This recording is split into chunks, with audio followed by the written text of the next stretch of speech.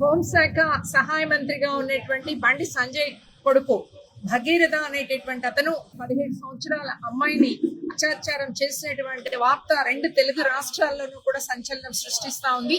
వాస్తవానికి ఇలాంటి కేసులు అనేకం జరుగుతూ ఉన్నప్పటికీ ఈరోజు బండి సంజయ్ తనకున్నటువంటి అధికారాన్ని దుర్వినియోగం చేసి అతని మీద కేసు నమోదు చేయకుండా ప్రయత్నం చేశాడు అనేటటువంటి దానికి కూడా అనేక ఆధారాలు దొరుకుతూ ఉన్నాయి. డిసెంబర్ 31వ తేదీన న్యూ ఇయర్ సందర్భంగా ఆ అమ్మాయికి కూల్ డ్రింక్ లో మత్తు పదార్థం కలిపి అమ్మాయి మీద అఘాయిత్యం చేశాడు అనేది తల్లిదండ్రులు ఆరోపిస్తా ఉన్నారు. వేరే ఒక ఫ్రెండ్ ద్వారా పరిచయమైనటువంటి భగీరథ అనేటటువంటి అతను ఈ అమ్మాయిని అనేక చోట్లకి, రిసార్ట్స్ కి, ఇతర చోట్లకి, అన్ని చోట్లకి తిప్పాడు. ఈ అమ్మాయిని ఈ రోజు పెళ్లి చేసుకోమని చెప్పేసి అడుగుతున్నది అని చెప్పేసి హనీ ట్రాప్ అంటే 17 సంవత్సరాల అమ్మాయికి ఇతను భగీరథ అనేటటువంటిది ఒక సాధారణ యువకుడు కాదు.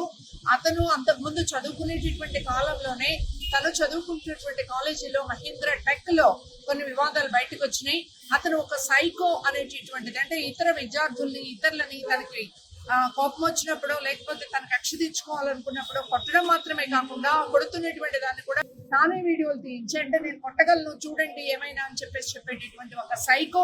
అలాంటి సైకో ఈ రోజు హనీ ట్రాప్ అని చెప్పేసి వీళ్ళు పోలీస్ స్టేషన్ కి వచ్చి కంప్లైంట్ తీసుకోమని ఒత్తిడి చేసిన తర్వాత ప్రధానమంత్రి ముందు మేము ఆత్మాహుతి చేసుకుంటాము అని చెప్పేసి చెప్పిన తర్వాత కౌంటర్ కేసు ఫైల్ చేశారు. ఇది చాలా అన్యాయమైనటువంటి పరిస్థితి.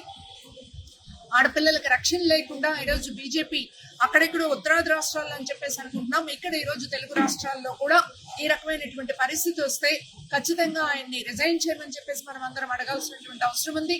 అదే సమయంలో తక్షణం ఎఫ్ఐఆర్ నమోదు చేయడంతో సరిపోదు, అతన్ని అరెస్ట్ చేయాలి, ఆ అమ్మాయి స్టేట్మెంట్ తీసుకోవాలి, ఆ కుటుంబానికి రక్షణ కల్పించాలి.